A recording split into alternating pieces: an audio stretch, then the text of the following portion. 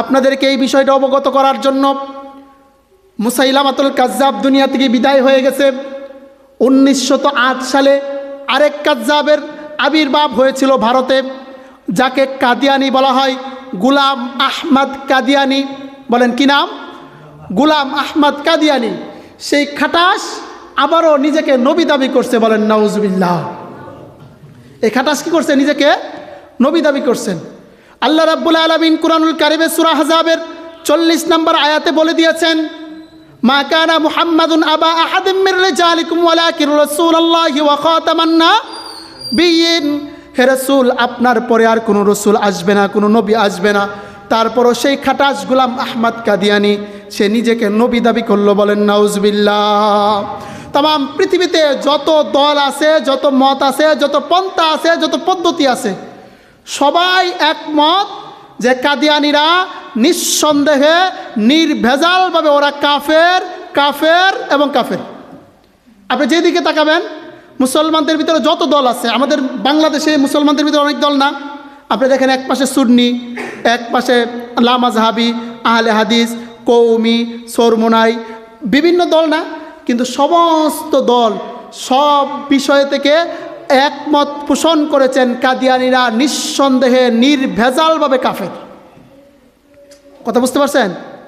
আমাদের ভিতরে দেখবেন যারা মিলাদ পড়ে, যারা মিলাদ পড়ে না, আমাদের ভিতরে কিন্তু অনেক ভেজাল আছে না? একদল বলতেছে মৃত ব্যক্তিকে খাওয়ানো, মারা যাওয়ার পরে খাওয়ানো যাবে, আর একদল বলতেছে খাবারটা মাদ্রাসায় পাঠিয়ে দিতে হবে, ঠিক না? আরেকদল বলতেছে খাওয়া যাবে, মিলাদ পড়া যাবে না। একদল বলতেছে মিলাদ পড়া যাবে, খাওয়া যাবে না। ভেজাল আছে না? কিন্তু এই বিষয়টা নিয়ে যে কাদিয়ানিরা যে কাফের, এই বিষয় নিয়ে বাংলাদেশের কোন, বিশ্বে বহির্বিশ্বে কোন, তাম পৃথিবীর যত দলের, যত মতের, যত হুজুর আছে, সবাই একমত, নিঃসন্দেহে কাদিয়ানিরা কাফের। বলেন আলহামদুলিল্লাহ।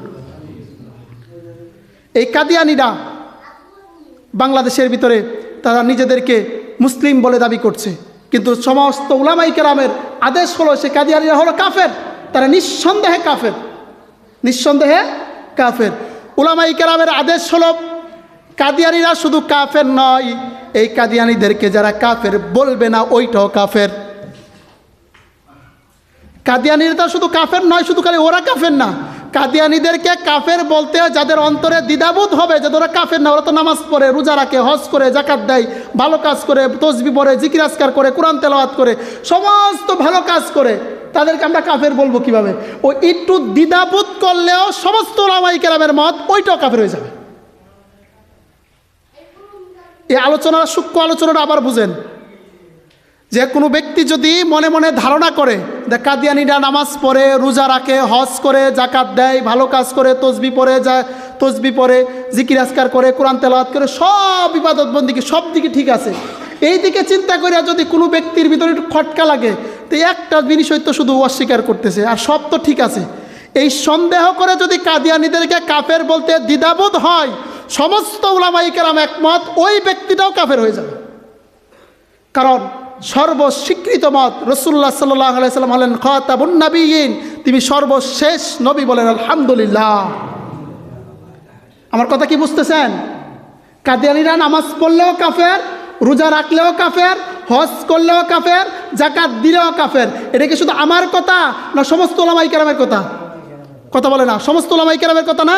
আপনি যেই দিকে তাকাবেন, কওমি বলেন, আলিয়া বলেন, সুন্নি বলেন, জামাত বলেন, শিবির বলেন, এই যে তারপর হেফাজতে ইসলাম বলেন, যত দল আছে, বন্ড বলেন আর ভালো বলেন, সমস্ত দলের একমত। কারণ আল্লাহ রাব্বুল আলামিন কুরআনুল কারীমের ভিতরে বলে দিয়েছেন খাতামুন নাবিয়্যিন। আপনি আমি সকলেই জানি কুরআনুল কারীমের আয়াত্মক পরের কথা, একটা শব্দের, একটা হরফকে যদি কেউ বিনা কারণে অস্বীকার করে, তে নিঃসন্দেহে কাফের হয়ে যাবে। সেটা তো আল্লাহ রাব্বুল আলামিনের কুরআনে একটা পরিপূর্ণ অংশ, খাতামুন নাবিয়্যিন। হে রাসূল, আমি আপনাকে সর্বশেষ নবী হিসাবে পাঠিয়েছি। এই ক্ষেত্রে যারা সন্দেহ করা স্থাপন করবে, সে যেন পুরা কোরআনকেই অস্বীকার করলো। আর যারা কোরআনকে অস্বীকার করে, তাদেরকে কাফের বলতে মুসলমানের কোনো দ্বিধা থাকতে পারে না। আবারও বলছি, আপনারা সকলেই জানেন যে কোরআনের একটা অক্ষরকে যদি কেউ অস্বীকার করে সে নিঃসন্দেহে কাফের হয়ে যায়। আল্লাহ রাব্বুল আলামিন স্পষ্টভাবে বলেছেন যে হে রাসূল, আমি আপনাকে খাতামুন নবিয়্যিন, সর্বশেষ নবী হিসেবে প্রেরণ করেছি। এটা যারা অস্বীকার করবে সে তো পুরো কোরআনকেই অস্বীকার করলো, আর যারা কোরআনকে অস্বীকার করলো তারা মুসলমান থাকতে পারে না। আমার এক উস্তাদ বলেছিল, বাবা একটা জিনিস খেয়াল করো, কোনো ব্যক্তি যদি স্বপ্নের মধ্যে কোনো কিছু অস্বীকার করে, শিআরে ইসলাম, আপনি আর আমি যদি শিআরে ইসলাম, ইসলামের মূল কোনো কিছুকে যদি অস্বীকার করি তাহলে আমরা কি হয়ে যাব? কাফের হয়ে যাব।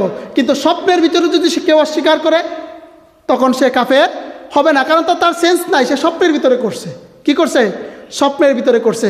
আমার এক উস্তাদ বলেছিল, বাবা কোনো ব্যক্তি যদি রাসূলুল্লাহ সাল্লাল্লাহু আলাইহি ওয়াসাল্লামের খতমে নবুয়াতকে স্বপ্নের ভিতরেও অস্বীকার করে, এই স্বপ্নের ভিতরেই সে কাফের হয়ে যাবে।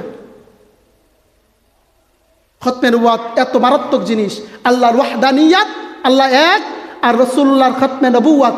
আবারও বলছি, আল্লাহর ওয়াহদানিয়াত আর রাসূলুল্লাহর খতমে নবুয়াত, এই বিষয়ের ভিতরে যদি কেউ বিন্দু মাত্র দ্বিধা করে, আল্লাহর পবিত্র সত্তার কসম, সেই ব্যক্তিরা বিনা দ্বিধায় কাফের হয়ে যায়।